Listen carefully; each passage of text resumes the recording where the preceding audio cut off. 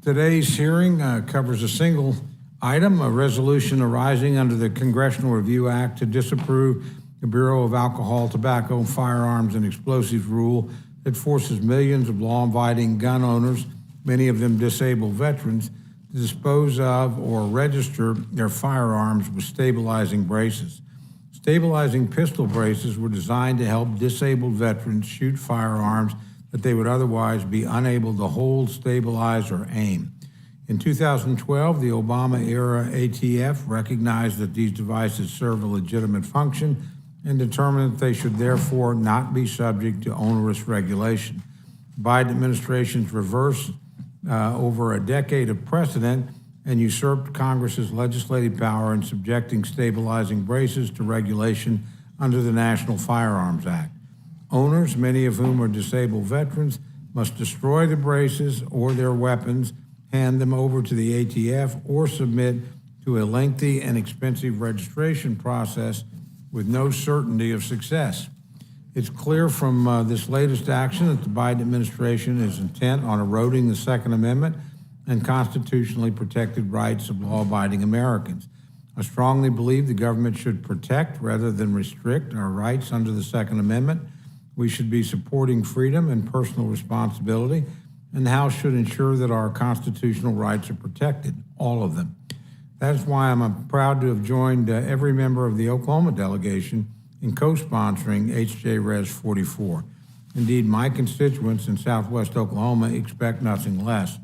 I urge all members of the House to join in supporting this resolution, ensuring that the Second Amendment rights of responsible gun owners are protected. I now yield to my good friend, our ranking member, Mr. McGovern, for any remarks he wishes to make. Well, thank you, Mr. Chairman. For 5 months, Kevin McCarthy and host Republicans have given America nothing but chaos. And Congress opened with Republicans wasting nearly a week because they couldn't pick a speaker, 15 votes, almost 5 entire days. And during that time, Kevin McCarthy was making secret deals to secure power. Come to find out, he made some shady backroom agreements that weren't even written down on paper. We still don't know exactly what was agreed to in those meetings, but now we have a little bit of an idea. He was promising to push through extremist, unpopular, radical bills that were demanded by the most extreme, fringe members of the Republican conference. So here we are, 5 months later, and what have Republicans accomplished? They've enacted 5 laws. By the way, for comparison, when Democrats were in charge and Donald Trump, of all people, was president, we had enacted 21 laws. And Kevin McCarthy gave away the game last week. He said the debt ceiling bill is their biggest accomplishment to date. Let me repeat that. Their biggest achievement so far is ending a crisis that they created. What an achievement. Holding the economy hostage to jam through unpopular ideas that can't pass through regular order. And because of Democratic help and Democratic votes, President Biden prevented a default, and Democrats helped get the job done. And you would think that maybe after all of that, there would have been some come-to-Jesus moment in the Speaker's office. But there wasn't, because we are back to paralysis on the House floor. The first failed rule vote in over 20 years because the MAGA fringe that first hijacked the Republican Party has now decided to stage a revolt. Let me just say up front, this has nothing to do with my good friend, the chairman of this committee, Mr. Cole, who I believe maintains the tradition of decency and decorum in this hearing room and on the House floor. But it's about the dysfunction of the Republican conference under the failed leadership of this speaker. And so the People's House is frozen in limbo until Republicans can decide where their loyalty lies. With the American people who sent us here, or with the far right that is holding them over a barrel and demanding, not asking, demanding that we do what they say. And let me be clear, I don't support the bills the Republican leadership is trying to bring to the floor, but this is a dangerous precedent, and it's an embarrassment to the House. My friends, this is not democracy. This is not how this country should work, and this is certainly no way to govern this country. Now on to today's business. We are meeting to advance a dangerous bill to make firearm stabilizing braces widely available. 9 people outside a bar in Dayton in 2019, 10 people, including a police officer at a grocery store in Boulder in 2021, 5 people in an LGBTQ nightclub in Colorado Springs in 2022. 6 people, including children, at a school in Nashville just a few months ago, all killed by mass shooters with the help of stabilizing braces. And today, my Republican friends want to roll back regulations on stabilizing braces. They want to keep in place a loophole that makes it easier for people to make guns more dangerous. I'm disgusted. Our constituents are being slaughtered. You'll see I'm wearing an orange ribbon today because June is Gun Violence Awareness Month. And instead of trying to stop mass shootings, instead of working to protect Americans from gun violence, this committee now is advancing a bill that would make it easier for the next mass shooter to kill people. I mean, give me a break. And the craziest thing is this rule was inspired by guidance published under the Trump administration. Let me repeat that. The ATF under the Trump administration thought this was necessary and appropriate. And my Republican colleagues are so extreme and so obsessed and so afraid of the NRA that they are overturning common sense gun safety regulations that were originally developed under Trump. And just to be clear, the ATF rule they are trying to overturn does not even ban stabilizing braces. It simply properly regulates them. I get it. The bill's author owns a gun shop and makes millions from selling guns and gun accessories, including stabilizing braces. Sure sounds like a conflict of interest to me, but we are considering it because Speaker McCarthy is trying to put down a far-right rebellion. So we will vote on a bill to make it easier to kill people. He has given away everything to a small group of radical Republicans who will continue to demand more and more from him, apparently now including letting them dictate exactly what bills come to the floor. I'll just close by asking, where are the moderate Republicans in this House? Are there any of them left? And with that, Mr. Chairman, I yield back. Without objection, any prepared statements that our witnesses may have will be included in the record. I'd like to welcome our first panel, Representative Ben Klein and the ranking member, Jerry Nadler from the Committee on the Judiciary. Representative Klein, welcome to the Rules Committee, a place you've been many times, and I welcome your testimony. Thank you, Mr. Chairman, Ranking Member McGovern, members of the committee. I apologize in advance for my voice. When you have small children in league sports, you tend from time to time to go a little hoarse. The Congressional Review Act requires agencies to submit a rule to Congress before the rule can take effect. After submission of a rule by the agency, Congress has the ability to introduce and pass a joint resolution of disapproval. The measure before us today does just that.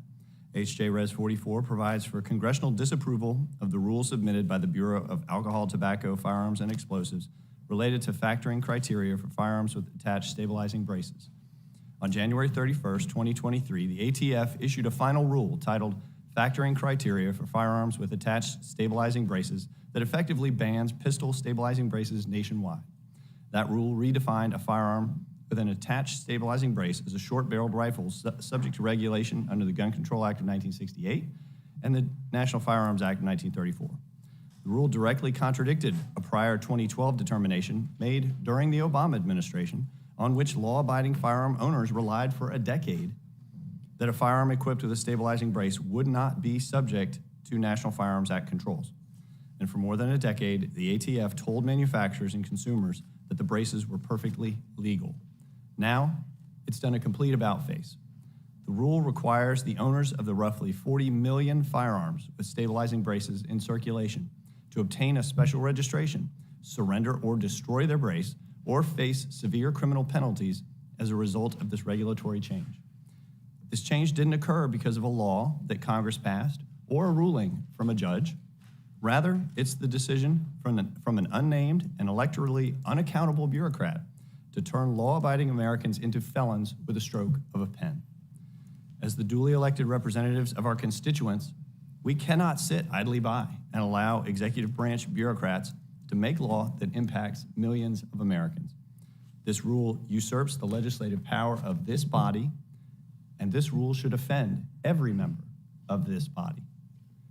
To be clear, this resolution is not about gun violence or about gun control. This resolution is about who makes the laws under our system of government. The pistol brace rule exceeds the ATF's statutory authority. Congress has neither criminalized the use of pistol braces under the GCA nor authorized their regulation under the NFA. This resolution is nothing more than Congress reclaiming our Article 1 constitutional responsibility to make the laws. Thank you, Chairman. I yield back. Thank you very much. Ranking Member Nadler, it's great to have you here, and you're recognized for your opening statement. Thank you, Mr. Chairman, Chairman Cole, Ranking Member McGovern, and members of the committee. Thank you for the opportunity to testify today about H.J. Res. 144. This bill would ignore the considered judgment of the Bureau of Alcohol, Tobacco, Firearms, and Explosives and make stabilizing braces, a favorite tool of mass shooters, widely available without a background check. Today's hearing is one of those clarifying moments when the priorities of the Republican majority are on clear display. Instead of taking up legislation to reduce gun violence in America, we are here discussing a bill to ensure that more deadly weapons are in the hands of mass shooters in this country. What a disgrace. Mr. Chairman, gun violence continues to take the lives of more than 100 Americans every single day. It changes how safe we feel in our schools and in our houses of worship. It reduces vibrant cities to somber headlines. It takes our loved ones, old and young, and leaves us with another anniversary of lives cut short and a community forever changed. Today, rather than stand up against gun violence, the majority plans to pass this bill so that they can yet again stand with the gun industry. Rather than support the law enforcement officers who are on the front lines of protecting our communities, the majority is attempting to weaken law enforcement by rolling back a rule created by the ATF meant to protect us from dangerous weapons. ATF is the law enforcement agency tasked with keeping guns out of the wrong hands and keeping our gun laws in line with congressional intent through rulemaking. In 1934, Congress passed the National Firearms Act, creating additional requirements to own certain especially dangerous firearms, like short-barreled rifles, which were widely used by violent criminals. Congress included short-barreled rifles because they combine the firepower of a rifle with the concealability of a smaller gun. But in recent years, the gun industry discovered a way to circumvent the restrictions of the National Firearms Act by selling stabilizing braces, an accessory that allows a pistol to be fired from the shoulder, turning into a deadly yet concealable short-barreled rifle. In 2020, under the Trump administration, the ATF concluded the stabilizing braces were being widely used to create short-barreled rifles, and it published guidance regarding their use. But House Republicans cried foul. Just 4 days after the guidance was published, 90 House Republicans sent a letter to ATF and DOJ expressing their opposition, and just a few days later, the guidance was withdrawn. A few months later, under the Biden administration, the ATF revived its efforts to regulate stabilizing braces, and it published the final rule in January to ensure that our laws stay in line with the intent of Congress, dating all the way back to 1934, when Congress decided that deadly concealable short-barreled rifles should be subject to heightened regulation.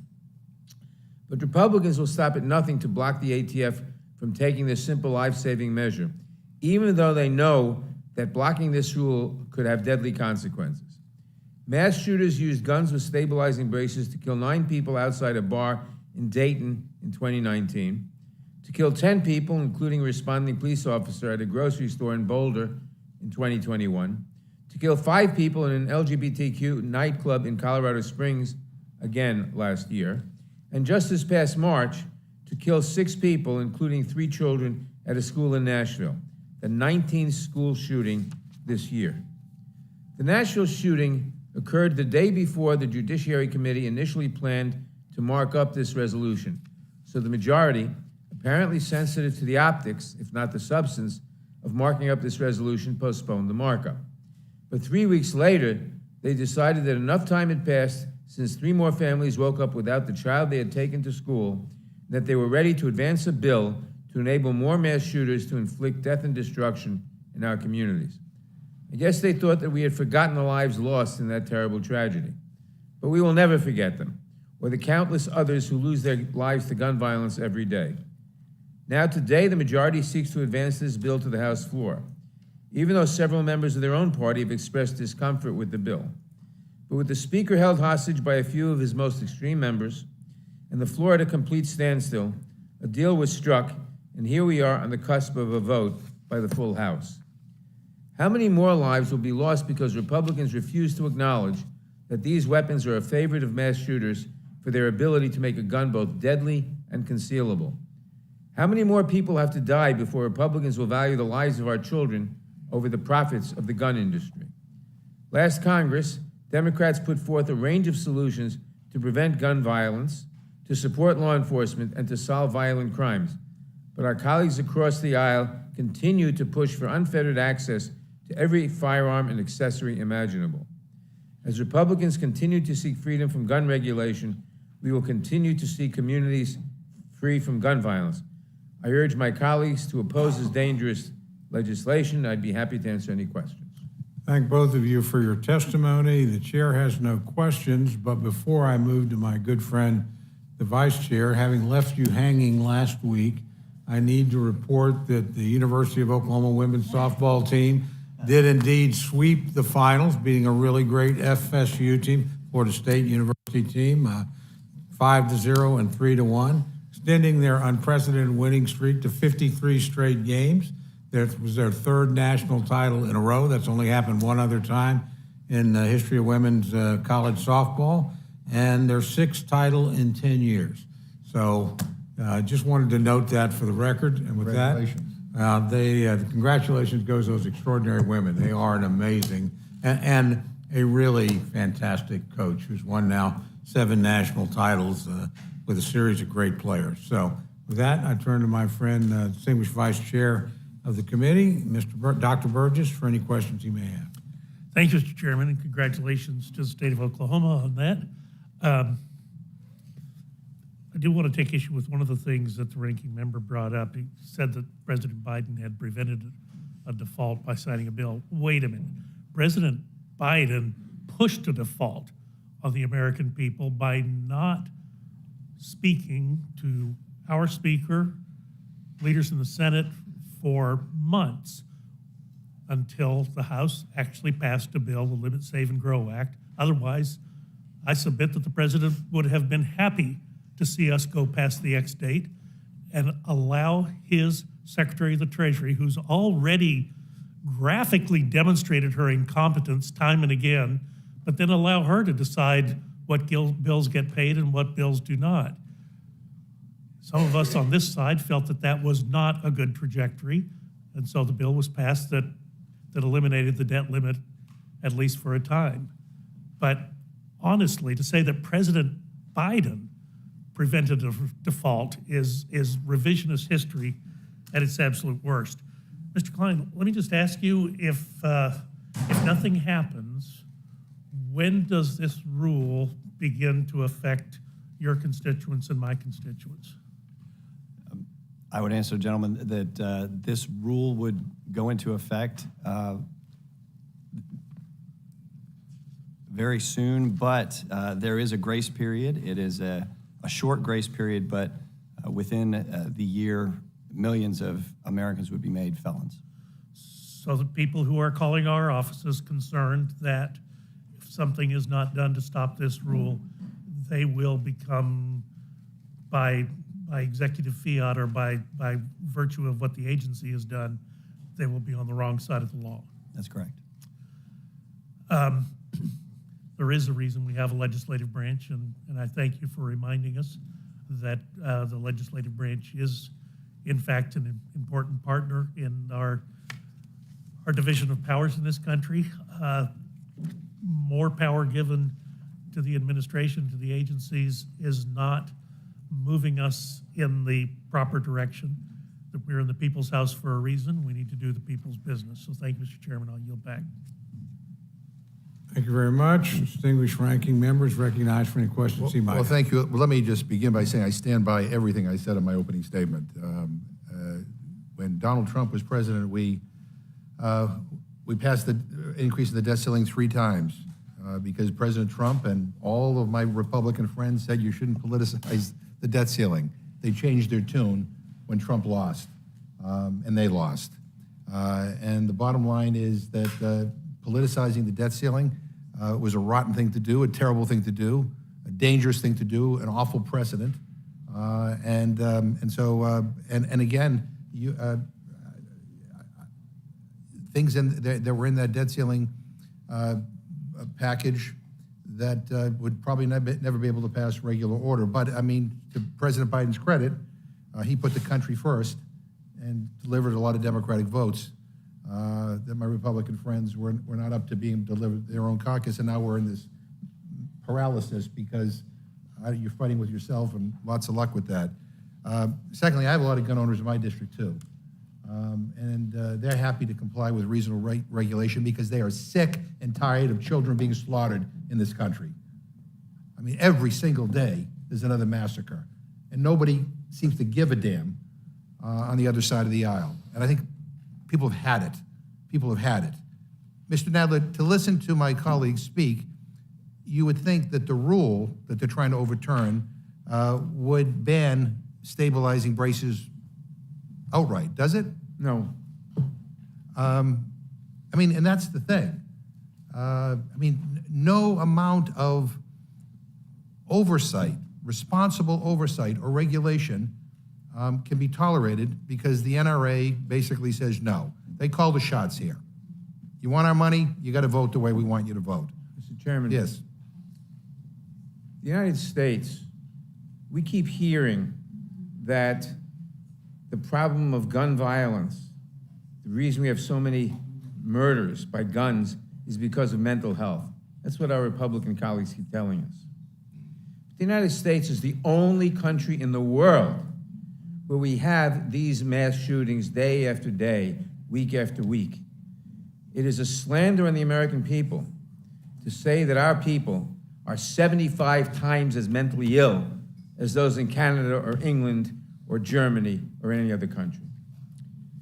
You know, it's really kind of ironic, especially after the gentleman from Texas's comments about the debt ceiling and all the, you know, the controversy generated by some of the extreme members of the Republican conference over, you know, the debt and the deficit, and we have to, you know, make sure that we're not spending any more money. I'm looking at a CBO cost estimate for this bill. Have you seen it, Mr. Nadler? Yeah, you know, I'll tell you, you know, there's a cost to this bill, and the cost is over $500 million. And so they're fine with adding another $500 million to the deficit, you know, but then they go after food aid for poor people. I mean, it's like, what the hell is going on here? You know, where are their priorities? I mean, I have to tell you, you know, I've been studying up town hall meetings again in my district, and you know, a lot of people who don't even agree with me, probably never even vote for me, come to these meetings and they talk about the epidemic of gun violence, that they're afraid for the kids to go to a movie or go to a baseball game or go to the theater or go to, you know, to any event where there are lots of people present. And on top of that, in the aftermath of Donald Trump's recent indictment, you hear some of his supporters saying some of the most incendiary things, even invoking the fact that a lot of his supporters are members of the NRA. I guess we all know what that person is trying to get to. I mean, you know, with all that's going on in this country, people are worried. It's not just Democrats. It's not just people who live in urban areas. It's people who live in suburban areas and live in rural areas.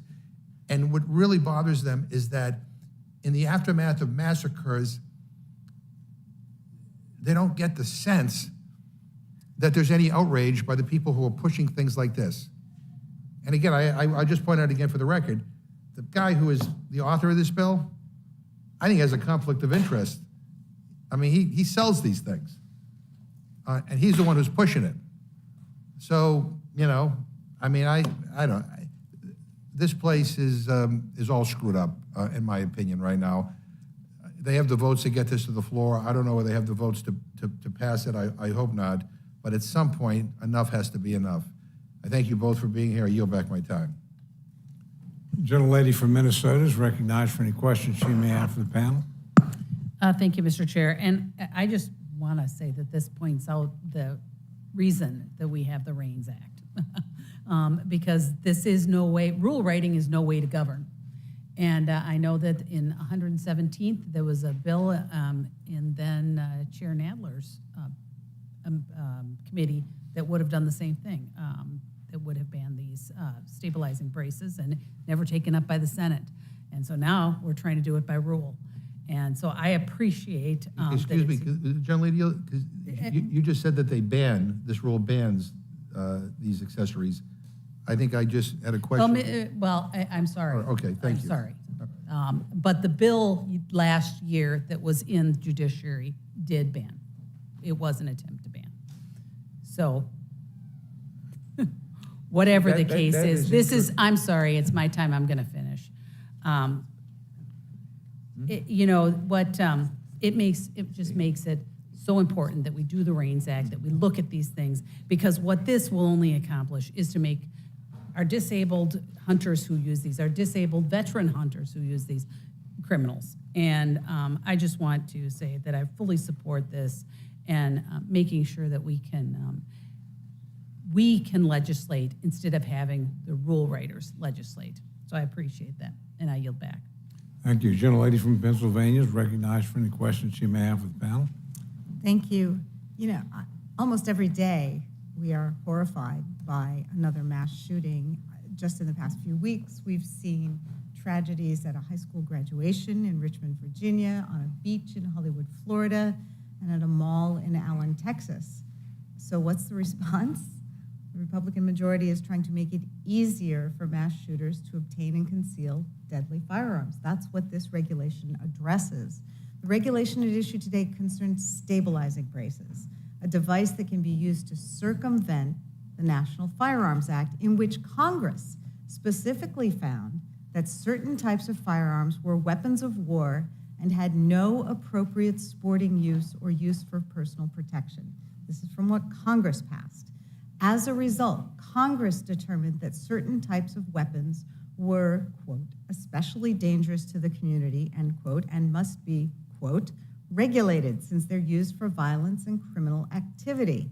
So, while yes, it's true that these stabilizing braces were originally developed to assist persons with disabilities, over time they've been adapted and marketed as a way to get around the congressional determination in the National Firearms Act, that determination that deadly short-barreled rifles must be subject to extra regulation. And that's what we've seen, the increasing use of these braces as the weapon of choice for mass murderers, whether to kill 9 people outside of a Dayton bar in 2019, another 10 people, including a responding police officer at a grocery store in Boulder, Colorado in 2021, another 5 people at an LGBTQ nightclub in Colorado Springs last year, and just in March of this year, it was reported that the shooter at the Nashville Elementary School, where 3 9-year-olds and 3 teachers were killed, had one of these devices. So it's important to understand what the purpose of the regulation is and to recognize the gross misrepresentations about what it actually does. The rule does not prevent veterans with disabilities from using stabilizing arm braces as they were originally designed and intended. It also does not prohibit the sale of braces, nor does it punish or penalize anyone who currently owns a stabilizing brace. The rule itself lists, I can't remember now, 4 or 5 different ways in which current owners of these braces can be in compliance with the regulation, including simply registering the devices or detaching the stabilizing brace from a firearm. So I'm quoting directly from the rule here. Nothing in this rule bans stabilizing braces or the use of stabilizing braces on pistols. However, firearms with an attached brace device may be subject to statutory and regulatory requirements. So this rule isn't an attack on gun owners. It doesn't ban the sale of the brace. It doesn't penalize any current brace owners. It's obvious to sensible Americans that improved regulations are needed to make sure that people aren't evading congressional intent that short-barreled rifles are inherently dangerous and need extra regulation. The Second Amendment is not a suicide pact. The American people know that. They're demanding that we stop wasting time with these nonsense measures and pass legislation that saves lives rather than endangering it.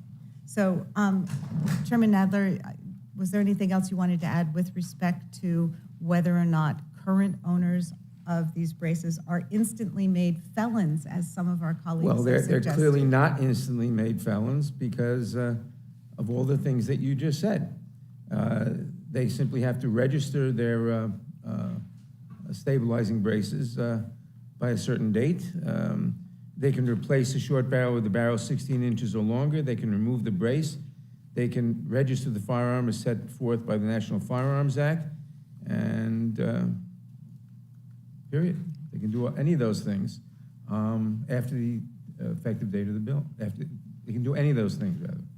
Well, and we've addressed this regulation a couple times recently in the Judiciary Committee, and what was really enlightening was seeing how these things are being marketed, because although we hear this rhetoric about, oh, it's for veterans who've been disabled, what you see when you look at the marketing materials are sellers of these things literally winking at a camera and saying, oh yeah, you can use this, to get around something, when they are showing them, they're demonstrating them as being a way to turn a pistol into a short-barreled rifle.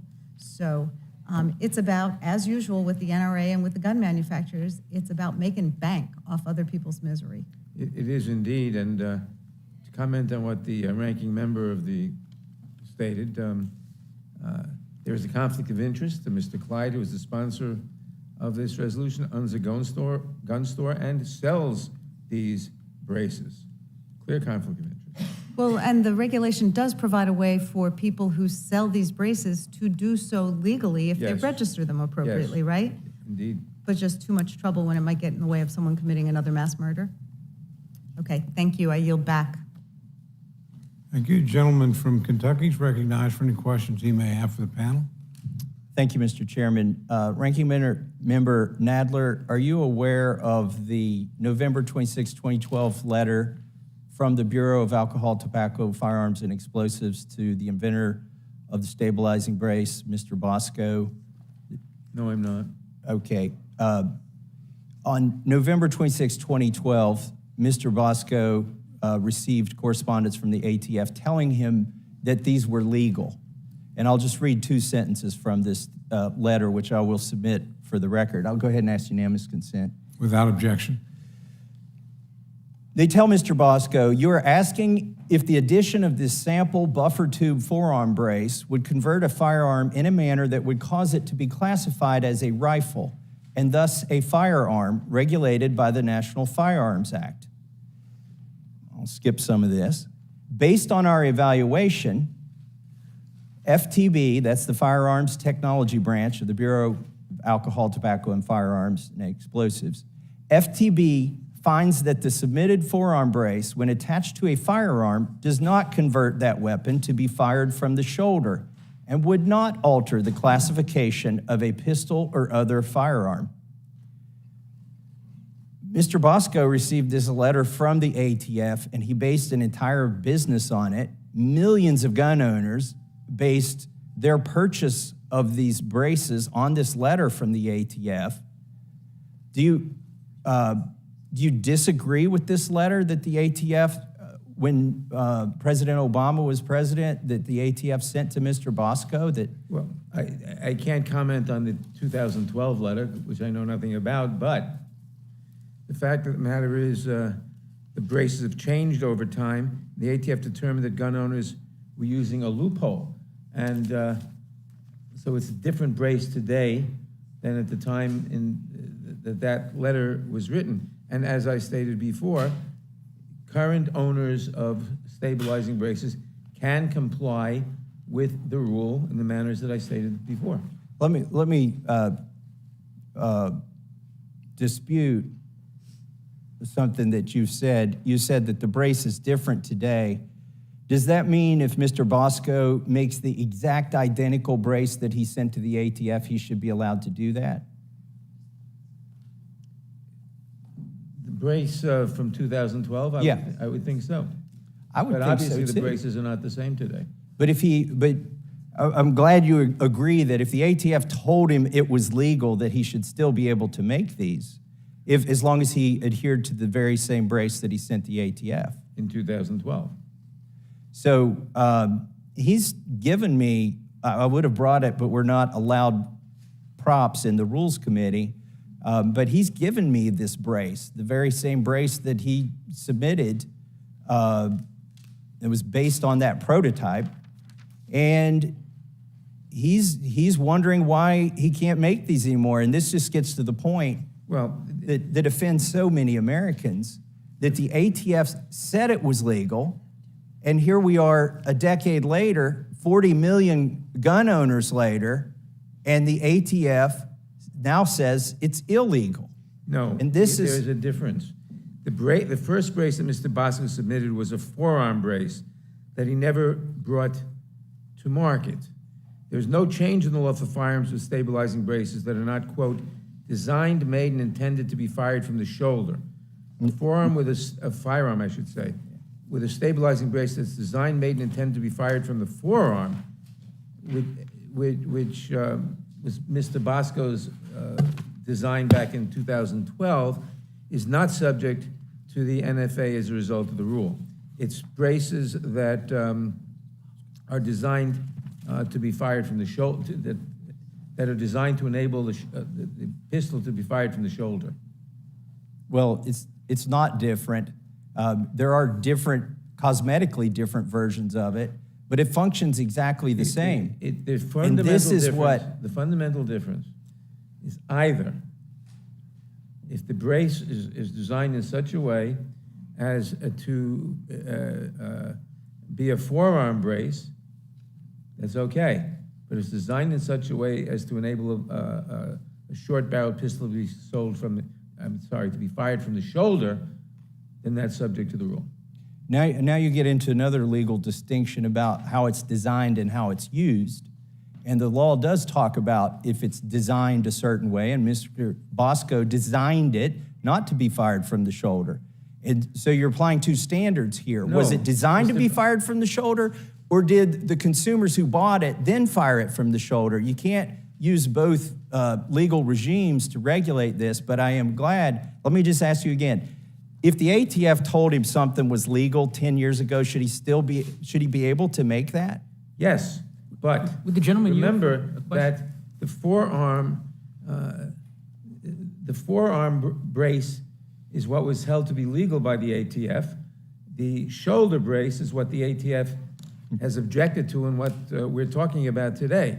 And the ATF, exactly, after all, is the experts we deferred to on their judgment on these matters generally. This, there are pictures. Here's a patent picture. It's a handgun brace. It's a forearm brace. It's not a shoulder stock. Well, And this is from 6 years ago, when the patent was issued or filed. So you're trying to have it both ways. You're talking about, is it designed a certain way?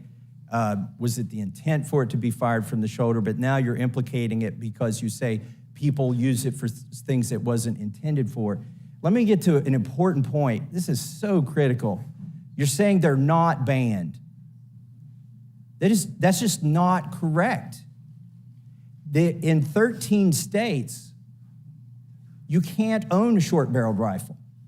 So the ATF's directive that if you don't want to destroy it, or that you can register it as a short-barrel rifle, does not hold true in 13 states, does not hold true for 36%. But that's a state law. It's not a matter of federal regulation. That's a state law, as you just said. But it was legal in that state until the ATF came up with this rule, and now you have, by using the state laws, banned these in 13 states, where 36% of the U.S. population resides. Mr. Massey, states are permitted to ban things that the federal government doesn't. Happens all the time. Okay, but it's a de facto ban because the state is relying on the federal definition, and you've changed the definition after 10 years of precedent, after written correspondence from the ATF. You've changed it, so you can't say that people can keep these if they want to just by merely registering them with the federal government because, as you're saying, the state law overrides the federal law. In those states, you cannot. You cannot, okay. In those states. Thank you for Because acknowledging that this is a ban in 13 states. But we're not talking, not this bill, not this rule that this bill would seek to overturn. The states, by law or by state regulation, can ban things that the federal government doesn't. But on May 30th, they weren't banned in these states, and these state laws didn't ban these stabilizing braces. And on June 1st, they are banned in 13 states. What's so hard to understand? This is a ban. This is a de facto ban. Let me move on to something else. Mr. Nadler, Ranking Member Nadler, do you know what the punishment is for somebody now who's in violation of this rule? No, What the conviction would result in? no, I do not. What would be a fair prison term for owning a piece of plastic? It's not, I'm not a judge, and I'm not going to say what a fair prison term would be. Would we- I'd have to look at other comparable crimes or comparable regulations and see what their prison terms are, or what their penalties are. With all due respect, you were chairman of the Judiciary Committee, Yes. though, and there were some mandatory minimums that were Well, I've always established. opposed mandatory minimums. We can agree on that. But this, I think you might be shocked to know that millions of Americans are subject to, you want to take a guess how long they would serve for having this piece of plastic on a gun? Mr. Klein, do you want to comment? I thank the gentleman that's up to $250 fine, $250,000 fine, and up to 10 years in federal prison. 10 years in prison. I would also point out that Let me. it's not the ownership of the accessory that triggers a penalty. It's the use without following the regulation. It's the possession. No, it is not the possession. Well, if you possess one of these, it is the possession, it's not the use. And Mr. Klein is correct. I'll wait until you can pay attention. I know you're getting coached. Thank the gentleman. Sorry, Mr. Klein, I wasn't talking to you. It's the possession of the accessory that attaches to the gun that makes it a short-barreled rifle. That is what is prohibited. So now you agree with me, it's possession, not use. No, it's the use. I'm sorry, I shouldn't say possession. It's the use of the brace with the short-barreled gun to make it in effect a rifle. I'm not a lawyer and I've never been chairman of the Judiciary Committee, but I do know what possession is, and you don't have to use this brace if you merely possess it on a pistol, that you are now a felon as of June 1st if you haven't registered this with the federal government or destroyed it. It's possession of a short-barreled rifle, not of the brace. And so you're agreeing it's not use? No, I'm not agreeing. If you have the brace and you do not attach it to a short-barreled rifle, that's fine. But if you attach it to I shouldn't say a short-barreled rifle, a short-barreled gun, but if you attach it to a short-barreled gun, thus creating a banned weapon, that is prohibited. Just Okay. like the possession of a machine gun is prohibited. Okay, thanks. I'm glad we got the terms here now. Back to my question. Do you now know how long somebody can be convicted for? Mr. Klein told us. Yeah, do you remember what he said? I think he said 5 years and $10,000. 10 years. 10 years for each infraction. If you own 30 of these, you could get 30 years. Or 3 of these, you could get 30 years. Does it seem a little extreme to get 10 years in prison for owning a piece of plastic that the ATF for 10 years maintained was legal? Again, it is not for owning a piece of plastic. If you follow the proper procedures and you don't convert your pistol into a short-barreled rifle, which is prohibited, there's no crime. It's for owning a piece of plastic that you've owned for up to 10 years. It is not for ownership of the piece of plastic at all. You can own it for as long as you want. You can have as many such things as you want. It's use of it with a pistol to create a short-barreled rifle, which is what is prohibited. So are you saying if you merely detach the brace from the firearm, you're no longer violating the law? Yes. Okay, that's what Mr. Dettelbach said too. But neither of you understand this rule, because you will be convicted for this. The ATF slides, their documentation that accompanies this rule, it all says that you have to destroy the brace or make it otherwise unreattachable, that it can't be attached to the firearm. So you can't have this thing laying around. In fact, Mr. Jordan and I were so surprised that Mr. Dettelbach thought the same thing you do, that all you got to do is separate these things. In fact, can you find me his letter in this? Or his statements from Mr. Dettelbach said that all you have to do is separate the two. But the ATF rule doesn't say that. But you're saying that, Mr. Dettelbach says that. And what's the problem with your testimony and Mr. Dettelbach's testimony is Americans are watching this. The deadline, by the way, was June 1st. And the only thing that keeps those people from becoming felons since June 1st, well, I hope they live in one of 5 districts where the federal courts have ruled against this thing already, this abomination. Mr. Klein. And I thank the gentleman for making that clarification that the grace period I spoke of that expired soon was exceptionally soon. It was 12 days ago. So I appreciate the gentleman for clarifying that. The one right before that.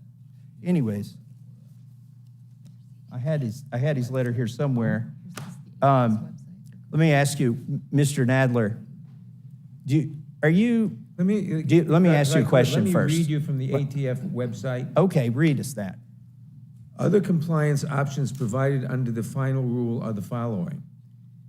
Remove the short barrel and attach a 16-inch or longer rifled barrel to the firearm. Permanently remove and dispose of or alter the stabilizing brace such that it cannot be reattached. Return the firearm into your local ATF office or destroy the firearm. The option to... In addition to registering. And of course, the option to register the firearm tax-free pursuant to ATF Final Rule 202R, 202TR8F is in effect. I'm glad you read that. So now do you understand why what you said before was inaccurate, that all you have to do is separate them? Because here, let me read you what Mr. Dettelbach, this is the director of the ATF, said about this rule. Detachment, that's not for us to regulate. If somebody we wrote the rule to make it easy to comply with. If somebody just at their home detaches the weapon from the brace and keeps them apart, they do not have to register anything. They can keep the brace, they can keep the business end of the gun. Correct. That is incorrect. You just read me the rule. Like, this is why we shouldn't be letting the administrative branch write laws, because the people who are supposed to be writing these laws, which is us, and the ATF director don't even understand the rule. And these have consequences, if somebody violates this, of 10 years in prison. And unless there's been a federal injunction, which there have been, but not for the entire country, you could go to prison for 10 years for having one of these on your pistol. On your pistol, yes.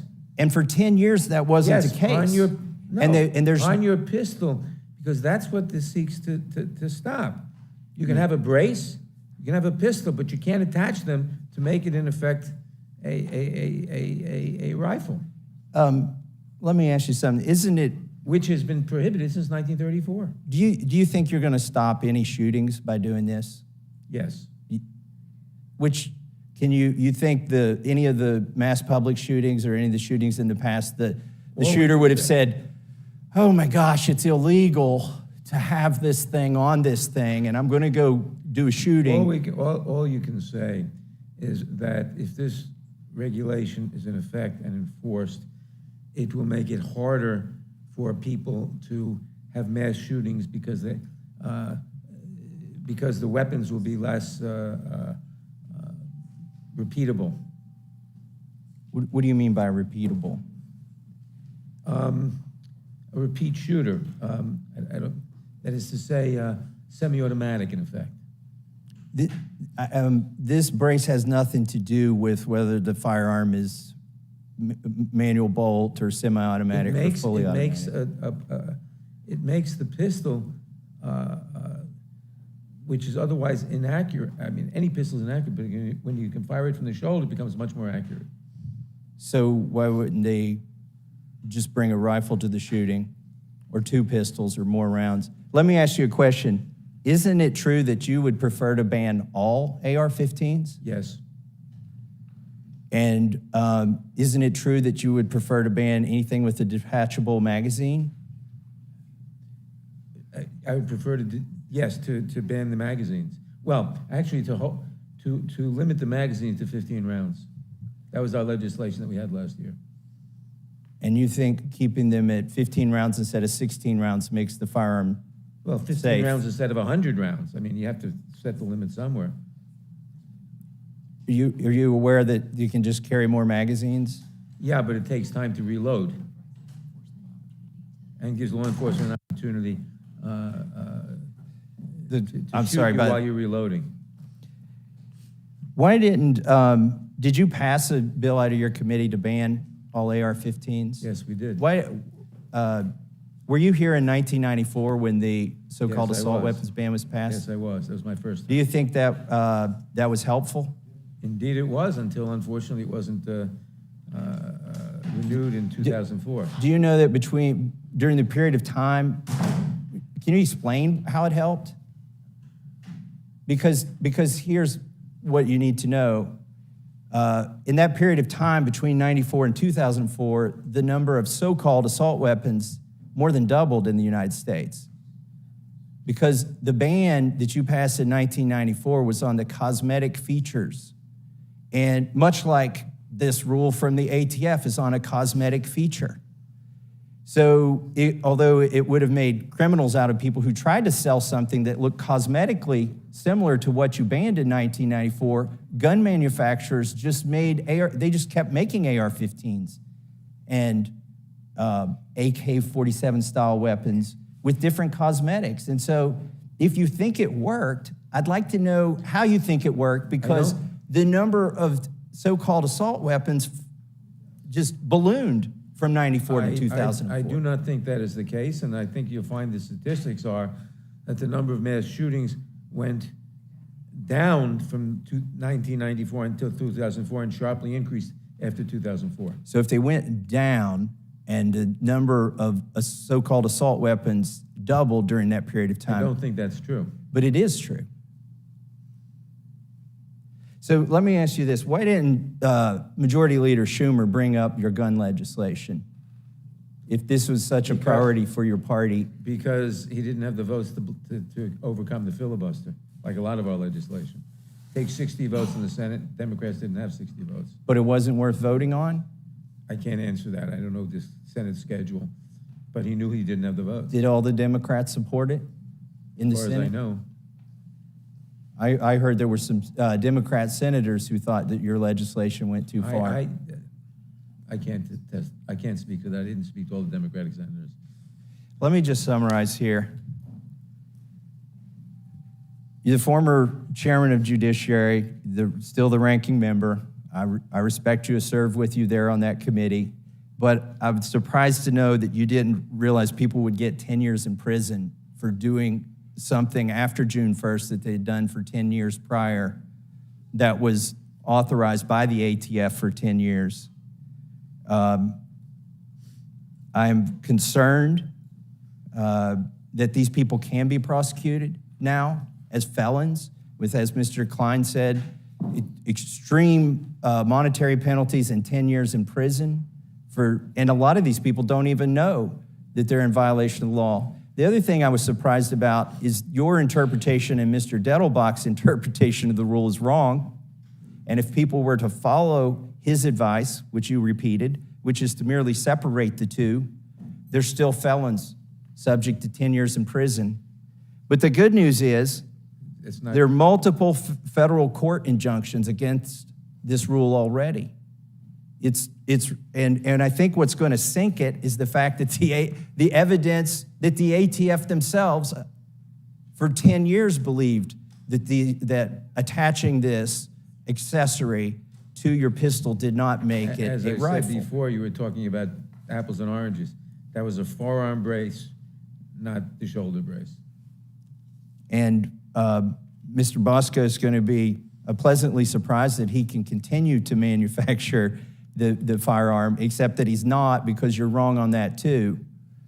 This will ban, in fact, the very sample that he sent to the ATF that the letter was based on. That sample itself will get you 10 years in prison now that this rule is in effect. What the American people, whether they own one of these braces or not, I do not own one. I have some AR-15s. I do not own one of these braces. What they're offended by, whether they even own a gun or not, is this notion that you could be doing something legal. You could get the government's permission. You could get the government's authority to say that what you're doing is legal. And then one day you wake up and you're a felon. It's not correct. That is what's offensive. That's to my colleague before me. That's why we need the REINS Act. We should be passing these laws. We never passed one here in the House to do this. I wonder why we didn't. Wonder why the Senate didn't do it. It's because the American people don't want it. It's being pushed on them from an administrative branch, from bureaucrats that aren't elected. You have no recourse. They do a notice, and then they take public comment, and they can ignore it, and they typically do. Part of the public comment they ignored here is the $250 million that they admit is the financial impact of this. This goes well beyond a regulation of, let's say, some level of emissions. This carries with it criminal penalties. I know that some people in here think that the administrative branch should be able to determine amounts of sulfur dioxide and things like that, and that we shouldn't be here. We'll let them tweak the knobs. But when they tweak the knobs so far on our laws that they create tens of millions of felons that can be punishable by 10 years, they've gone too far.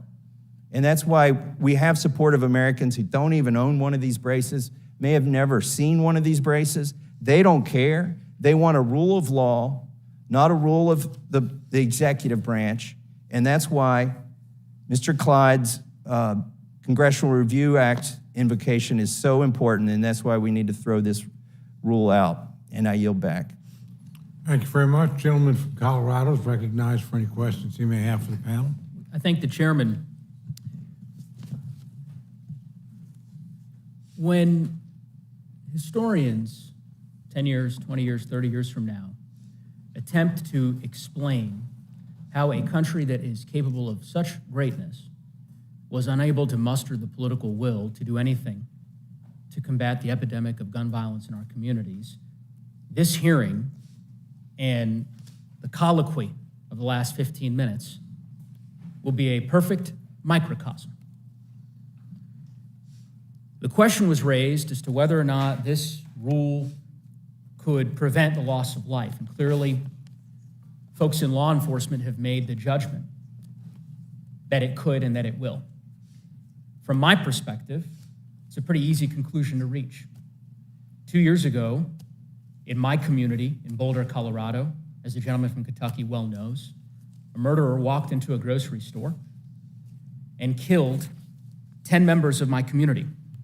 He was armed with an SB Tactical SBA-3 arm brace installed as standard equipment for the Ruger AR-555 pistol that he used. He killed 10 people, including one police officer, who died in the line of duty tragically, bravely making the ultimate sacrifice. I went to a lot of the funerals for the folks in my community 2 years ago. And for the life of me, I cannot understand the opposition that I've heard from some of my colleagues, the vast majority of my colleagues on the other side of the aisle, to what is eminently a reasonable regulation to try to save lives and prevent what happened in my community from happening elsewhere. The gentleman spoke about other measures that the chairman, or former ranking member, or excuse me, former chairman, current ranking member, has led in the Judiciary Committee, and I serve on his committee and proud to serve with him on that committee. This measure is not those. There isn't a person in this room, I think, that would take issue with the fact that the underlying basis for this rule was developed not during the Biden administration, but during the Trump administration. Mr. Klein, I know you to be a straightforward member. Am I wrong about that? That the underlying rule here was developed initially during the course of the Trump administration? That the rule was developed under the Trump administration to reverse the Obama administration's interpretation. No, incorrect.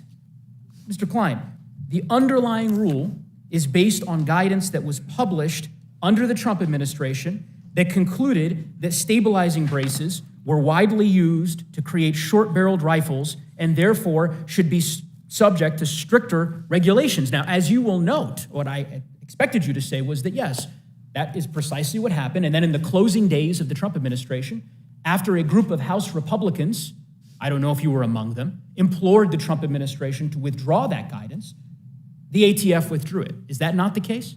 My understanding is that it was withdrawn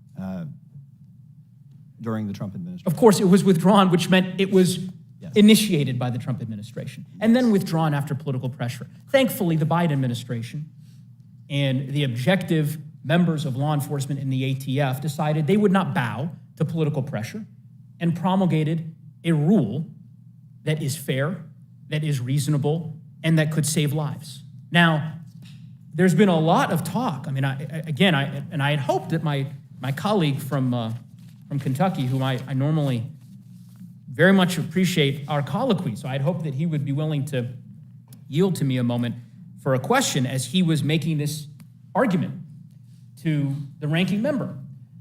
Because as I understand the rule, no one in the state of Kentucky would be precluded from registering under this new rule were they to decide to do so. And under the rule, as the ATF has promulgated it, they wouldn't pay a dime, tax-free. Unless they're a felon, perhaps, in which case they would not necessarily pass the enhanced background check that will come from this new rule. But this notion that somehow this now bans individuals from purchasing or owning a stabilizing brace is a fallacy. It requires you to register. It subjects the purchase to an enhanced background check. That's it. That's all we're talking about. And so, I mean, Ranking Member, if you care to, Ranking Member Nadler, expound a bit on this, but I was just very confused by the give and take between you and Mr. Massey, again, whom I respect, and I understand the conviction of his views, but I don't, let's have an intellectually honest debate about what this rule does and does not do. And frankly, the limits of the rule. The fact that it does not. I'm sure there are many who would like to see these braces banned completely, right? There might be folks who say you shouldn't be able to purchase it. That's not what this rule does. And I just think it's important. We can land on different sides of the equation as far as the propriety of the ATF's decision in this regard. And as Mr. Massey said, obviously, it's the subject of some litigation now. But let's agree to talk about the rule under the language that has been promulgated by the ATF. Thank you, Member Nadler, if you care to respond. Well, I think you've laid it out precisely. I have nothing to add to it, really. You said exactly that, exactly what the rule provides. It does not require that anyone give up ownership of a brace. It just requires that they register under the circumstances you said. Well, I will simply, I agree with you, Ranking Member, and a lot I could say. I'll simply conclude by saying that I wish this committee and the broader House could be focused on addressing some of the consequential challenges that the American people face, certainly the people in my community face. And this rule is one of the ways in which this administration is attempting to do just that. I think this CRA is misguided. I think it's a waste of this body's time. Of course, we'll make those same arguments when we get to the floor to debate it. I'm not sure if we'll get to the floor to debate it. Obviously, as the American people know, watching this proceeding, we haven't voted in 5 days, 6 days since last Tuesday. It'll be very interesting. Because to see, it'll be a very group of- interesting to see whether the rule that was promulgated today. Sure, gets the yeah. votes A to group of pass. House Republicans have essentially taken the House hostage. They've shut it down. There's no debate happening on the House floor. No bills being voted on right now. Except for suspension. There was suspension bills, of course, as you said, and I guess I suppose we'll do a couple tonight. But from my vantage point, it's a sad state of affairs here in the House, and Indeed. I'll conclude there. I'll yield back to the chairman in absentia here. Chair thanks the gentleman. Gentleman yields back. Chair recognizes Sorry, I have a few unanimous consent requests.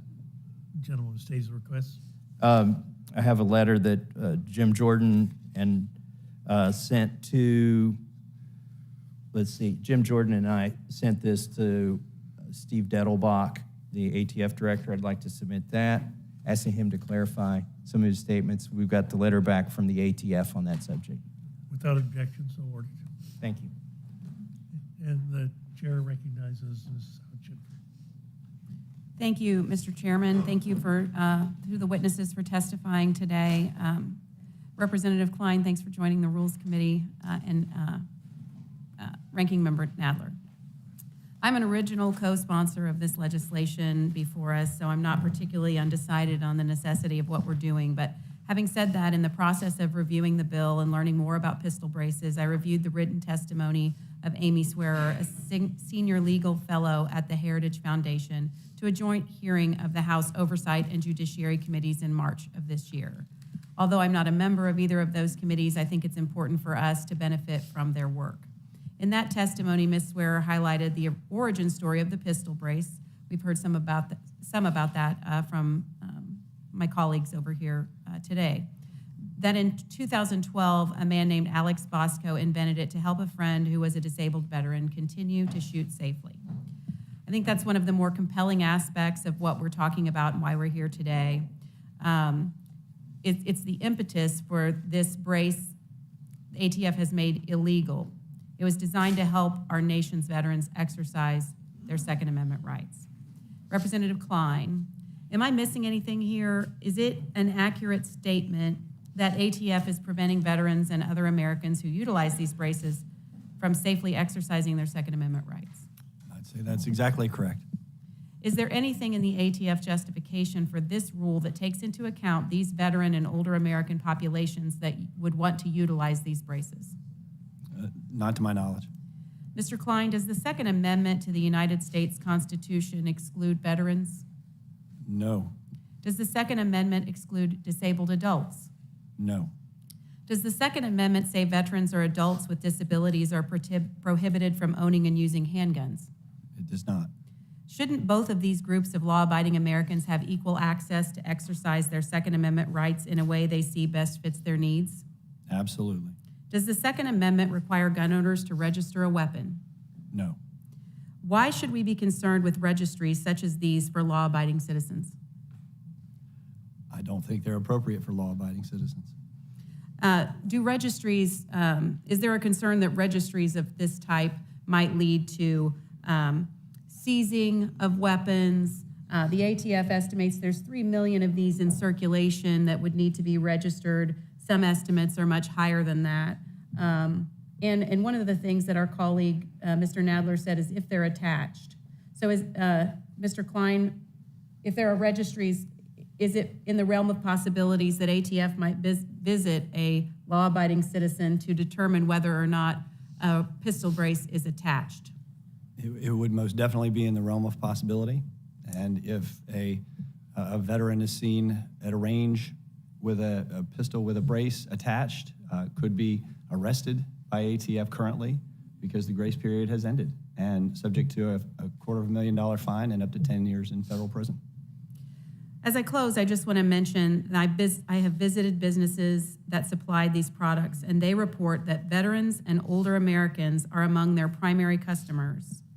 In my opinion, we should not be criminalizing these Americans, nor making it more difficult for them to exercise their constitutional right in the Second Amendment. Mr. Chairman, I yield back. Gentlelady yields back. Chair thanks the gentlelady. Chair recognizes the gentlelady from New Mexico. Thank you for the recognition. June, Gun Violence Month. June. And instead of addressing the scourge of gun violence, we're taking up a bill today to make sure that a deadly weapon, a weapon that can be made more deadly with the attachment of these braces, continues to go under the radar, and basically we don't have the kind of background checks that are needed. And this is really kind of hard for me to be taking up this at this particular moment, because last Friday I was in my district in Farmington, New Mexico, where I met with the police officers, the victims, and neighbors who were terrified and wounded when an 18-year-old used an assault rifle and several other guns to kill 3 beautiful souls, and several others were injured, including 2 police officers. There were 144 bullets fired before he even left his front yard. One neighbor held my shoulders as he explained how he will never forget the sound that an assault rifle makes as it tears through an engine and a car and the metal. And that the 2 women who were killed instantaneously because their bodies were not as hard as that car, that he felt that it was even worse for the woman who bled out on the street, his neighbor, who he tried to do something for but could not. There was nothing to be done. He asked for us to take action. Law enforcement have asked for us to take action. We have witnessed so many mass murders, whether mass killings, shootings. Sometimes it's been in the place of worship where people should gather and feel free to just pray to their gods and be grateful for the fact that they are in community with each other and not at risk because they are together. Where it should not be that you cannot go to a grocery store to shop because you are going to be at risk because there is a gathering of people. At schools, where children should not have to practice active shooter drills. But this one was slightly different because it was in your neighborhood. People feel that they should be safe in a quiet neighborhood. And they weren't, because he came out with all those weapons and he fired them. And he dropped one and picked another one up and started firing that one, dropped that one, picked another one up and started firing that one. So we come back to this on a day where we've already had 290 mass shootings this year. Parents continue to be terrified when they drop their kids off. Americans aren't safe anywhere. While in Farmington, we discussed ways to strengthen protections, like not letting 18-year-olds buy military-style weapons. So you can imagine how hard it is to come back here and no, we're not taking up the Raise the Age Act, which is actually bipartisan. Instead, we want to make sure that weapons that are more deadly than they are intended continue to be utilized without registration. This is what that's talking about. It's not saying you can't have them. It just says that you must go through the background checks, you must register them the same way you would register them if they were a rifle. Mr. Klein, do you agree that background checks are a useful thing? I believe that the tragedies you spoke of are truly heinous acts, and those who are responsible must be held accountable, and that we must support our law enforcement. Do you believe that it's important to have background checks so that felons do not get access? Those who are currently ineligible to purchase firearms should not be able to purchase them, and that the background check system that is in place should operate effectively. Yes, Americans want to make sure that we have background checks. And the background checks are intended to make sure that those weapons that are more deadly are indeed registered, are subject to a higher level. And that's what this rule does. It says that while initially it was an arm brace to assist a disabled veteran, that now that's not the case. Let me actually read you some of the language that is how these are being manufactured. Quote, "It might look and function like a rifle, but thanks to the fact that AR-15 pistols don't come built with a stock, they're legally classified as pistols, giving them a full pardon from inconvenient NFA restrictions." Because isn't that the case, Ranking Member, that what we're doing, what they are doing here is simply looking to say, when we convert something from the pistol that was originally purchased to a more deadly rifle or short-barreled gun, isn't that what we're trying to do, Ranking Member? It is. As Ms. Scanlon noted, we watched a video showing how these braces are being marketed. It's not being directed to disabled veterans. It's showing people how to use these braces to get around the longstanding rules about short-barreled rifles. This rule just simply says, that if you're creating a short-barreled rifle, they should be regulated as such. Yeah, so all we're doing, and we're saying what you should do if you have this, if you have the ability to use this pistol really like a rifle, then you should go through the same procedures people who have the rifles go through, right? Yes, with the appropriate background check. Right. And you know, it's interesting because in the Dayton, Ohio shooting in 2019, the Dayton police chief, Richard Bale, said to have that level of weaponry in a civilian environment, unregulated, it is problematic. It is problematic. This is law enforcement asking. And if you go through the rule, if you go through the proposed rule, which does take a lot of pages, it's about 95 pages, I will also say that it does point out that if you happen to have a pistol with a brace attached so you can shoot it from the shoulder, you do have the option. You have the option of deciding, I'm going to take these apart, get rid of the brace. I'm not going to have these anymore. And you know, we have a lot of buyback operations in New Mexico where gun owners themselves are tired of the carnage and are bringing in their weapons. And it says, just register. Now, Chair Klein, if somebody owned a pistol with the kind of brace that turned it into the rifle, and they were a felon, wouldn't you want to know that? Well, I don't think that the possession of a piece of plastic should make you a felon. Wouldn't you want that person who might be a felon? Owning the gun is not making him a felon. I'm saying if somebody was a felon and they were able to get, in essence, a powerful weapon, this would be a way, as the guy says up here, they'll get a full pardon. These are their words, the words that people are using. Ranking Member, I looked at the rule. They had picture after picture after picture that showed that what they are selling now does not look like the hand brace that was invented 10 years ago. Is that correct? It is correct. As I said before, the hand brace before was a forearm brace. Now we're talking about a shoulder brace. Yes, and they had picture and picture. The ATF had significant comment on this, and they have picture and picture of how these pistols are now no longer pistols. They are not being used. They are now rifles. And all we're saying is, since they are rifles, treat them as rifle. If it looks like a rifle, if it fires like a rifle, if it destroys like a rifle, have people go through the background checks and register it free of charge if you already have one.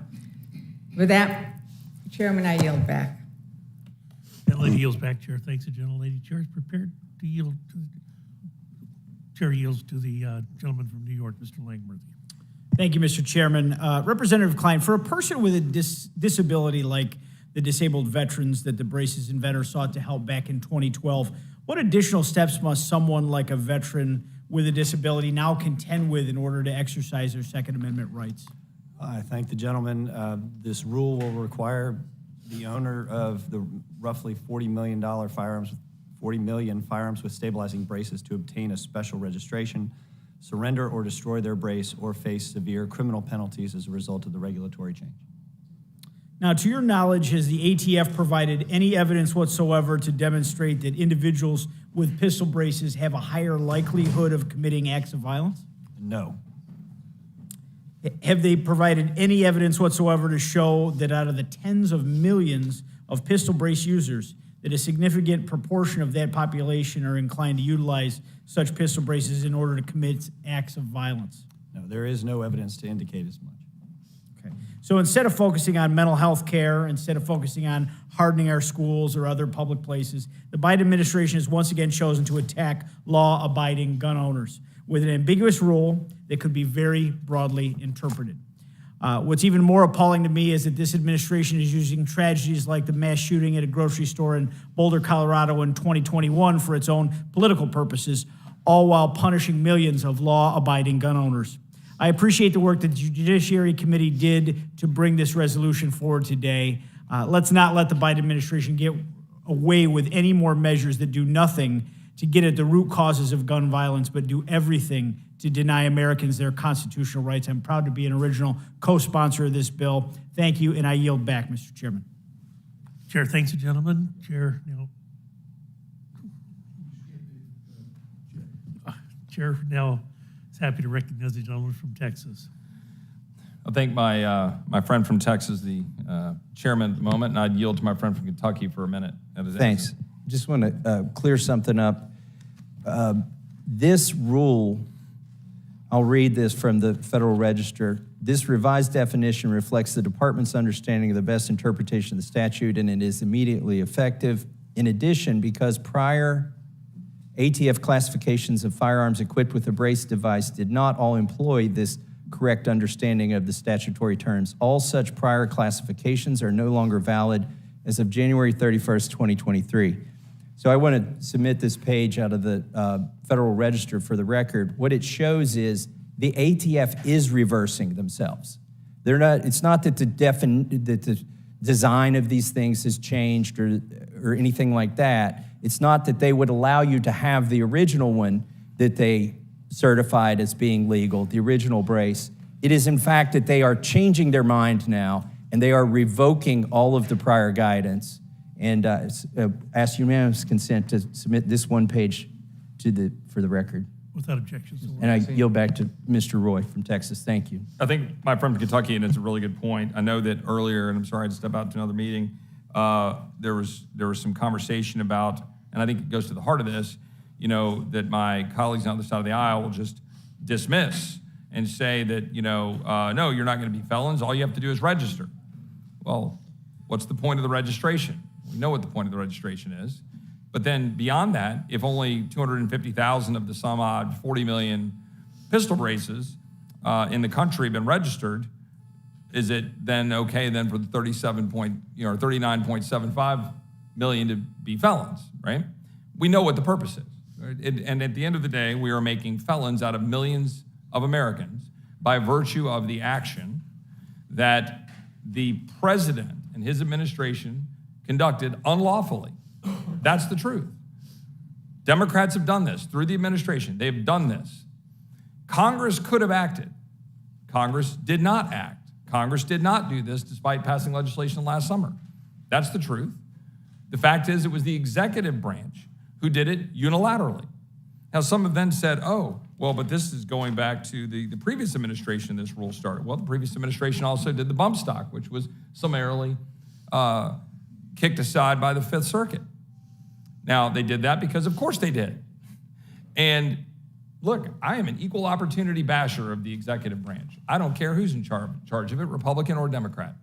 I'm an equal opportunity basher of Congress. Don't care who's in the majority, Democrats or Republicans. We spend too much. We do too little. We don't do a damn thing that actually makes lives better for the American people. We make things worse collectively as a body. The executive branch oversteps its bounds, abuses its authority, and this body does nothing to stop it. That's the truth. The executive branch has been doing it for years. They've been doing it on issue after issue after issue, and we don't do a thing about it. And it's embarrassing. It's absolutely embarrassing that the United States Congress will not hold the executive branch to account. Yet here we are, trying to do the one thing we could do to hold the executive branch to account. That even if I spot my colleagues on the other side of the aisle, that this rule is necessary heard a lot of issues about the policy. Even if I spot that, which I do not, the reality is it should be done by Congress. It should not be done unilaterally, unlawfully, unconstitutionally by a renegade executive branch. I believe it will be struck down by the courts. I believe it'll be struck down by the courts properly, but it is our duty in Congress to defend the Constitution, separation of powers, and the right way for law to be made, and that is not by unelected bureaucrats. The fact of the matter is, if you look at the reality of how this all came about and the truth, the rule identifies no founding era precedent of regulating weapons based on barrel length, much less regulating handguns more stringently merely because the possessor happens to attach accessories to the weapon designed to increase ergonomics and accuracy. This being from litigation filed by the state of Texas. Heller, for example, talking about common use. Stabilizing braces meet that definition, as they are in widespread use by millions of Americans for lawful purposes. ATF itself estimates on the low end that there are 3 million stabilizing braces currently in circulation. We believe that number is much larger. Finally, the final rule regulates handguns, an indisputably protected weapon under the Second Amendment of the United States Constitution. Moreover, ATF's regulation extends into the home. A person who possesses a handgun and a stabilizing brace, even if not attached, is a felon unless he registers the combination as a rifle under the NFA.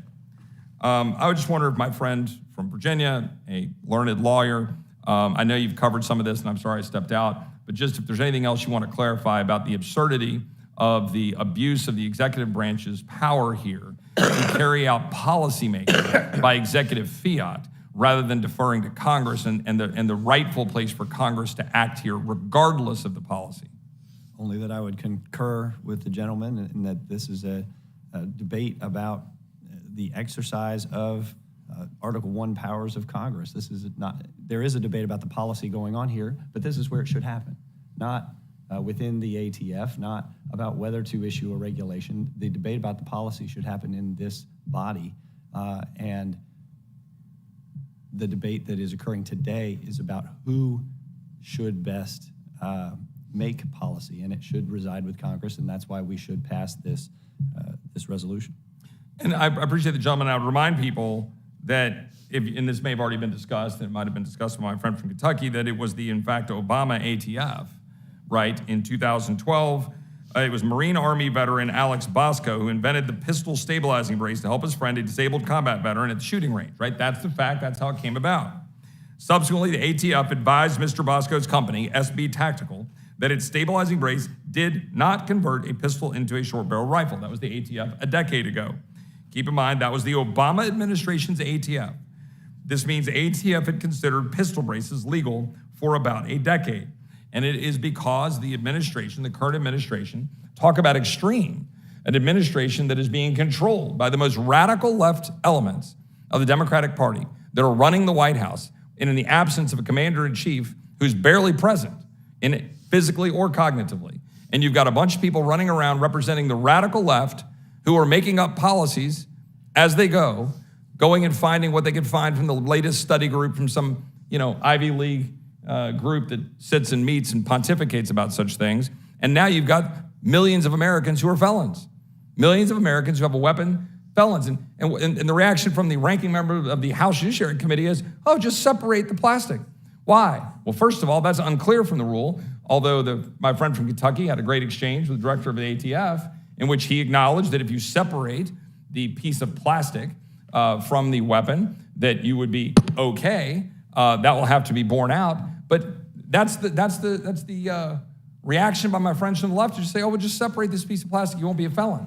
You've got millions of Americans who have not done that, who aren't aware of the rule, who have not been advised of the rule, and suddenly they're going to be felons, punishable up to 10 years in prison and tens of thousands of dollars in fines. I think the gentleman from Kentucky would like to jump in. Yeah, we contacted the ATF, and they wrote us back and they basically said that Mr. Dettelbach's statement was not correct, even though Mr. Nadler repeated Mr. Dettelbach's advisement that all he had to do was separate it. I think we kind of litigated that here, hopefully, and people know that neither the ranking member of Judiciary nor the ATF director understood the rule when they gave that advisement. And so I would assume that my friend from Virginia would agree with me that that therefore means that there are millions of Americans who don't have the damnedest clue whether or not they're in fact a felon if they take the said piece of plastic, which was banned by an administration through executive fiat without congressional concurrence, and whether or not it is attached to their weapon or not, they may well in fact be a felon.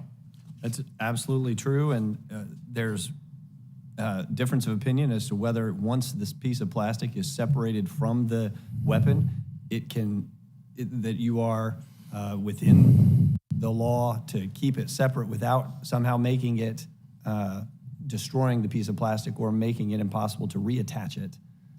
And we don't have that clear instruction at this point. So effectively, we're waiting on the United States Supreme Court to ultimately decide and save Americans from the possibility of being felons or paying massive fines. Correct. Because Congress refuses to act unless we pass the Congressional Review Act, and the Senate was to pass the Congressional Review Act to send it to the President, and the President were to sign it.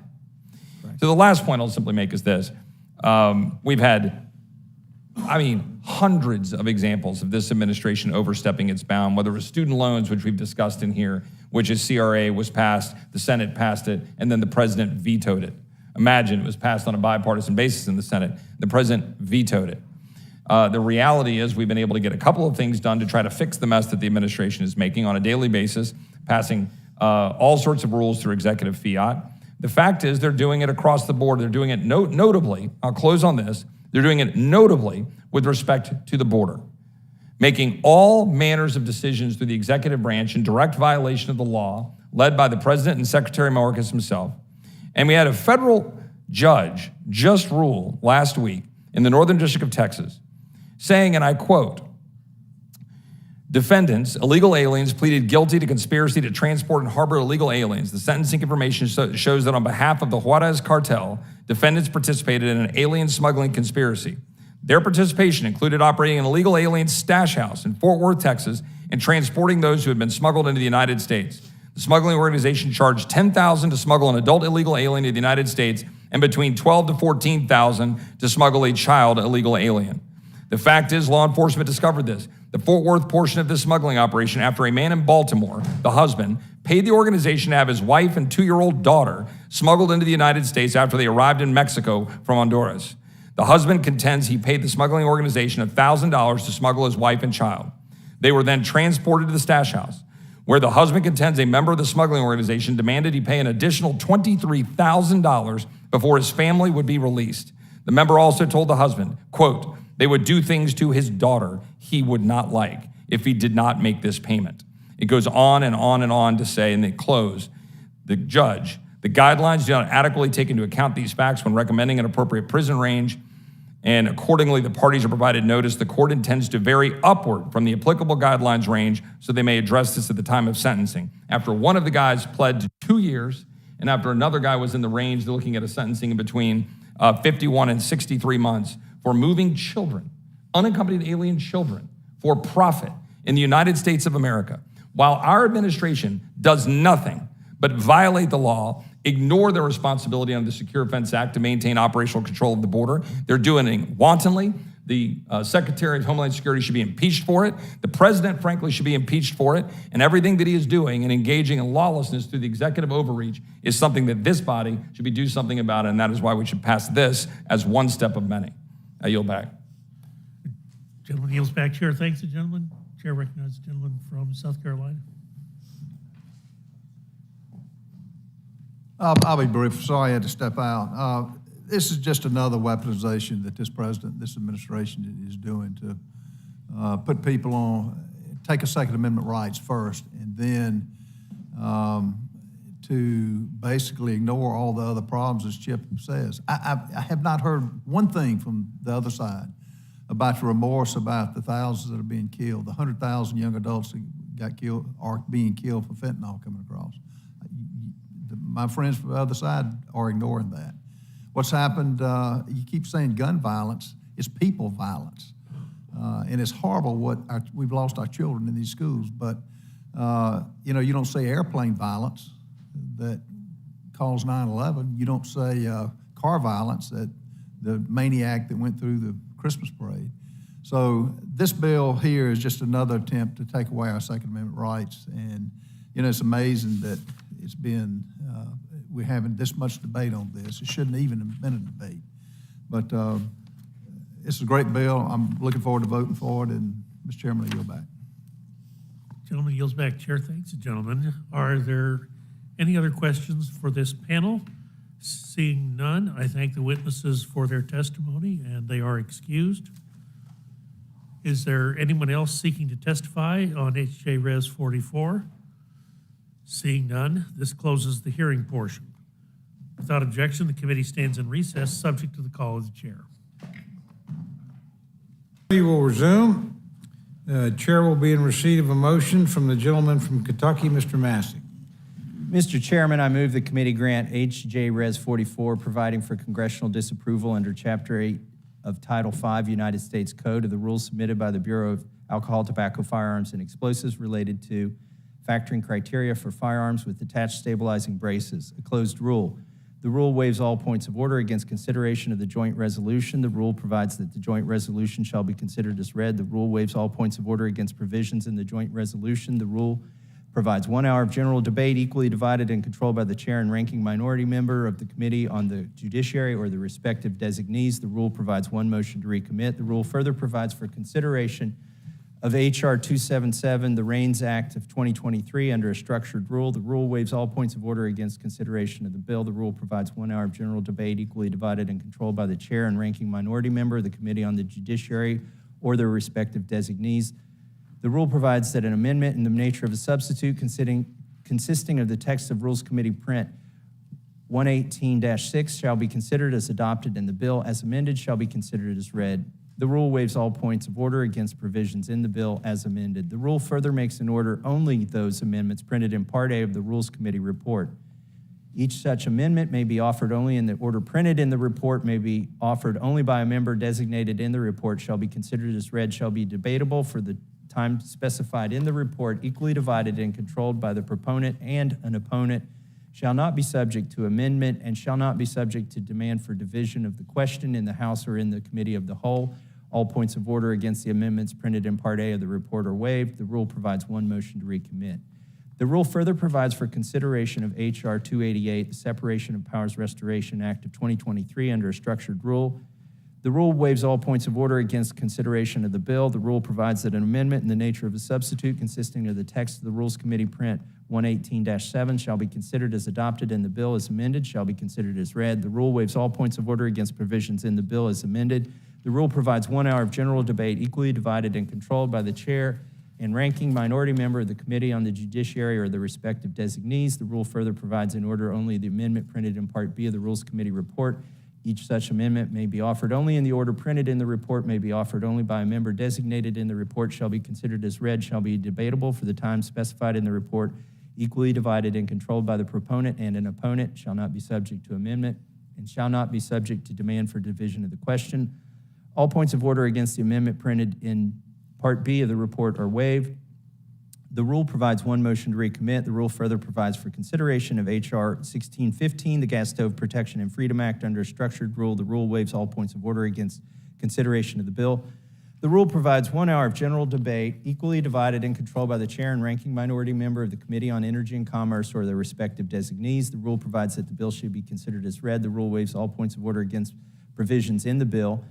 The rule further makes in order only those amendments printed in Part C of the Rules Committee report. Each such amendment may be offered only in the order printed in the report, may be offered only by a member designated in the report, shall be considered as read, shall be debatable for the time specified in the report, equally divided and controlled by the proponent and an opponent, shall not be subject to amendment, shall not be subject to a demand for division of the question in the House or in the committee of the whole.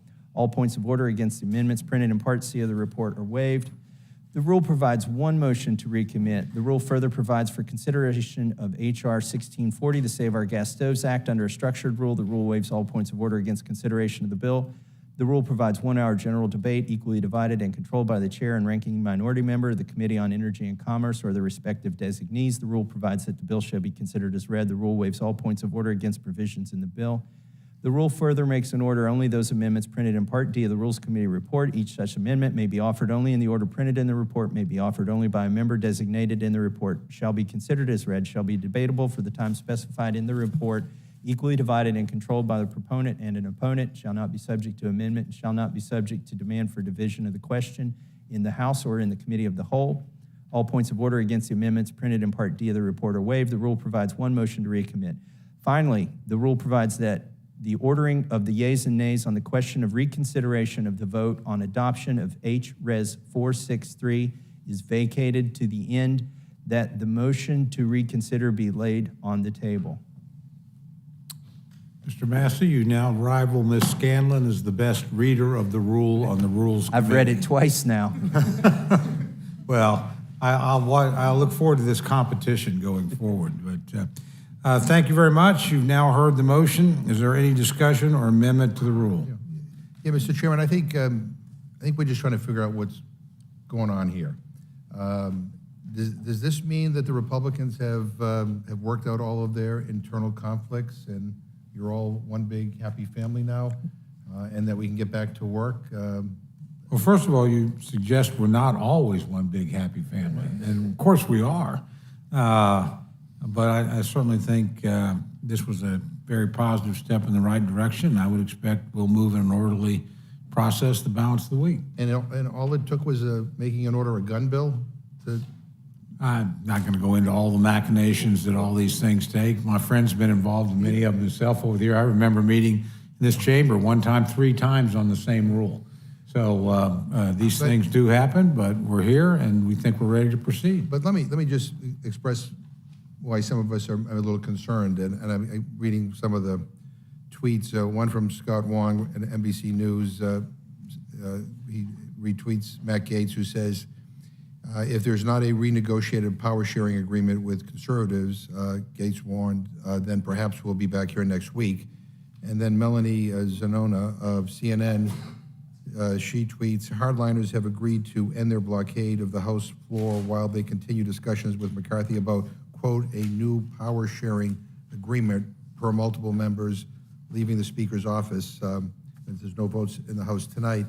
And I guess what has some of us concerned is that if that's true, it sounds like the power sharing and the negotiations on legislation will be between the right wing and the far right wing. And it doesn't bode well for bipartisanship. And as my friends all know, that if you want to have legislation that actually becomes law, you need to have Democrats to work with you. I mean, I've never heard of such a thing about a new power sharing agreement. Is this with the 11 members who voted no on the debt deal? I mean, As long as I'm sitting in this chair, you don't have anything to be concerned about. Well, but I think that the deal is not with you. The deal is with the Speaker of the House. I wouldn't worry too much about that. Those are both terrific reporters, but I would just let things play out and I'm look quoting at the one of the dynamic members. caucus, and we'll be fine. Yeah, it just is of concern that, again, that these negotiations and these deals are being made behind closed doors. None of us knew. I think what we was- felt that way when there were 3 different rules on the same bill, none of us- because there was clearly negotiation going on within your None of caucus. us knew what was agreed to in January, and then the House came to a halt, and now we're reading, again, quoting a member of the Republican Party, and 2 reporters talking about this new power sharing agreement, and we're just trying to get some clarity on what that is. I mean, I'd say the speaker's, I wouldn't be here if the speaker weren't the speaker, so I wouldn't worry about it too much. Okay, well, I appreciate the chairman's reassurances, but I will tell him I'm still worried. So with that, I yield back. I was always worried when I was in the minority, too. I know the feeling. Yeah, I'm worried for the country with some of the, I was, too. Some of the things that are in the direction of some of the members of this of the Republican I Congress. was very worried about the country as well. I think we all share that concern, regardless of where you are ideologically or politically. Well, but I will tell you, I worry now, based not only on ideology, but on the priorities that have been put forward here, and the way some views are being forced, into law that could never pass through regular order. And that's not democracy. That's not the way this place is. Again, there's a supposed to work. Democratic Senate and a Democratic President, so I wouldn't worry about too much becoming law that they don't agree to and don't negotiate on. And again, it's been schizophrenic on the debt ceiling bill to listen to Democrats because on the one hand, my God, it's terrible, it's awful, it's just the end of the world. And then the other hand is, well, thank God Joe Biden negotiated all this because it's perfect. I think on the debt ceiling, some of us were looking at what happened when Donald Trump was president and listening to what he said as how we should proceed. And then how Donald my Trump friends submitted lower budgets than President Biden. Higher debt too, by the way. Because of COVID, which I think everybody on this panel voted tax cuts for That's rich people, and spent more money in the American Rescue Plan in 1 year than the tax cuts cost in 10. and we tried to warn my friends about the deficits and debt when you were in the majority here, and when Donald Trump was president, and nobody really cared. But in any event, there's lots to worry about with Donald Trump as we proceed in the coming months. But anyway, I guess this means that there's a temporary peace within the Republican conference, which means that we will have votes, and which I think is probably a good development, even though I disagree with the legislation. But I do worry about this power sharing agreement and what it means, especially for any kind of bipartisanship in this House. Well, I appreciate my friend yielding back. I wouldn't worry too much about it. American democracy is inherently sometimes chaotic, but seems to get to the right place most of the time, no matter who happens to be in charge at a given moment. So I want to thank my friend very much. You've heard the motion. Any discussion or debate? Hearing no request for further amendments, or any amendments, the question's on the motion to report. All those in favor signify by saying aye. Aye. All those opposed say no. No. Opinion of the chair, the ayes have it. As for a roll call, Mr. Roll call vote's been requested. The clerk will call the roll. Mr. Burgess. Burgess votes aye. Mr. Burgess, aye. Mr. Reschenthaler. Aye. Mr. Reschenthaler, aye. Mrs. Fischbach. Aye. Mrs. Fischbach, aye. Mr. Massey. Aye. Mr. Massey, aye. Mr. Norman. Aye. Mr. Norman, aye. Mr. Roy. Aye. Mr. Roy, aye. Mrs. Houchin. Aye. Mrs. Houchin, aye. Mr. Langworthy. Aye. Mr. Langworthy, aye. Mr. McGovern. No. Mr. McGovern, no. Ms. Scanlon. No. Ms. Scanlon, no. Mr. Neguse. No. Mr. Neguse, no. Ms. Ledger-Fernandez. No. Ms. Ledger-Fernandez, no. Mr. Chairman. Aye. Mr. Chairman, aye. Clerk will report the total. 9 yeas, 4 nays. The ayes have it. The motion's agreed to. Accordingly, Mr. Massey will be managing the rule for the majority. And I'll do it for the majority. I mean, minority. I could do it for the majority, too, if you like. I'll take that under advisement. Right. But I think Mr. Massey has right passage this time. With that, I want to thank everybody for your courtesy. It's a long day and a difficult process, and I appreciate that very much from my friends in the minority as well as the majority. And with that, we're adjourned.